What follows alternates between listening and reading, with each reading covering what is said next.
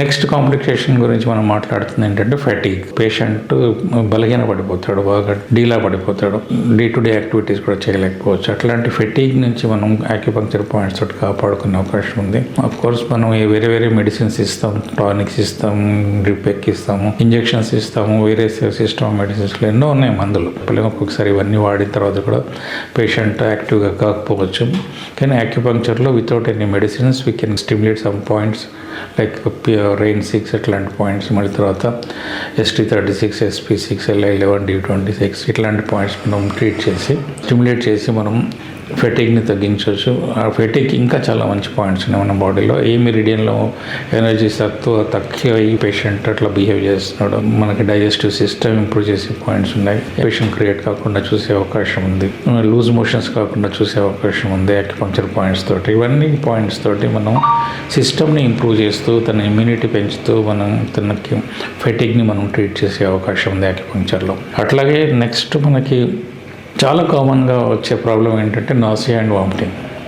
Disease వల్ల కావచ్చు, maybe cancer స్టమక్లో మనకు వామిటింగ్ సెన్సేషన్ బికాజ్ అక్కడే ఉంటుంది, తిన్నగానే వామిటింగ్ సెన్సేషన్, నాసియా సెన్సేషన్ రావచ్చు, లేదా కొన్ని డ్రగ్స్ వల్ల రావచ్చు.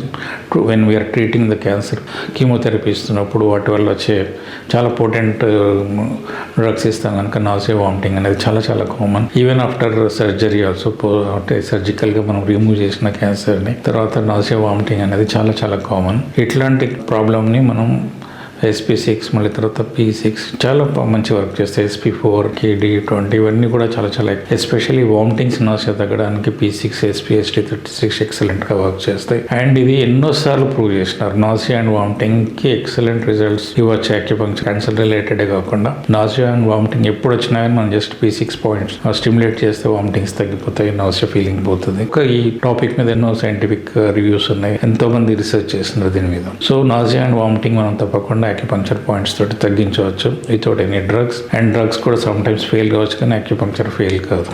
అట్లాగే పెరిఫరల్ న్యూరోపతి అనేది కూడా ఇంకొక కామన్ కాంప్లికేషన్ మనం చూస్తాం.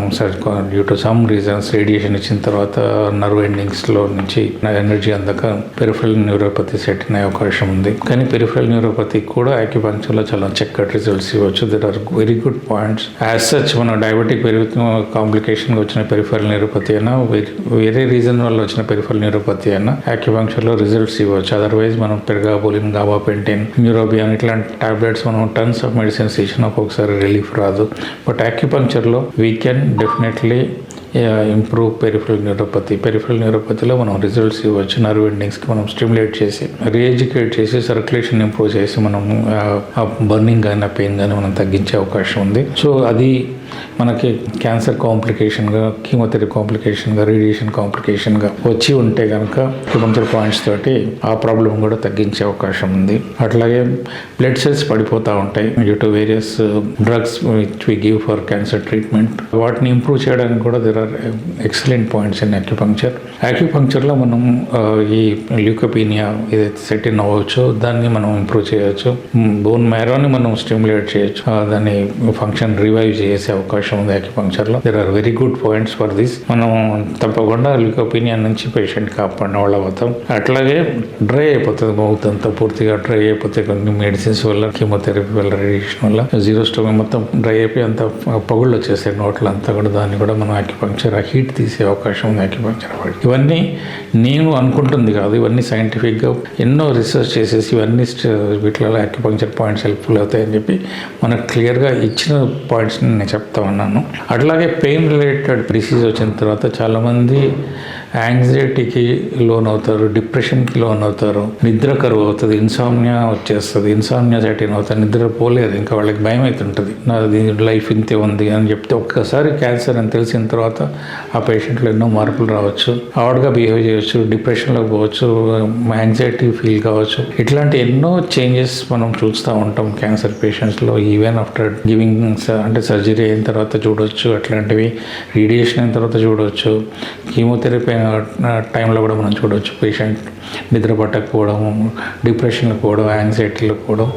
There are very good points for insomnia. మనం ఆ పాయింట్స్ తీసుకోవచ్చు. సెడేటివ్ అండ్ ట్రాంక్యులైజింగ్ పాయింట్స్ తోటి మనం వితౌట్ ఎనీ సెడేటివ్ అండ్ ట్రాంక్యులైజర్స్ మనం డెఫినెట్గా దానికంటే కూడా మనం వితౌట్ ఎనీ సైడ్ ఎఫెక్ట్స్ మనం ఈ పేషెంట్స్లో మనం ఎక్కువ మెడిసిన్స్ ఇవ్వలేము. ఆల్రెడీ చాలా మెడిసిన్స్ వాడుతూ ఉంటారు. సో వాళ్ళకి మనం ఈ డిప్రెషన్ నుంచి కానీ, యాంగ్జైటీ నుంచి కానీ, ఇన్సామ్నియా నుంచి కానీ ప్రొటెక్ట్ చేయడానికి ఎన్నో ట్రాంక్యులైజింగ్ అండ్ స్లీప్కి హెల్ప్ చేసే పాయింట్స్ చాలా ఉన్నాయి. D20, ఎక్స్ట్రా 6, H7, మళ్ళీ తర్వాత EB62 ఇట్లాంటి చాలా పాయింట్స్ ఉన్నాయి. అట్లాగే ఎక్స్ట్రా 7, 8, 9 ఇట్లాంటి పాయింట్స్ అన్నీ కూడా తోటి మనం ఇన్సామ్నియా తగ్గించవచ్చు. పేషెంట్కి నిద్రపోయేటట్టుగా మనం చూడవచ్చు. అట్లీస్ట్ పెయిన్ తగ్గించడమే కాకుండా పట్టని వాళ్ళకి నిద్రపుచ్చే అవకాశం ఉంది.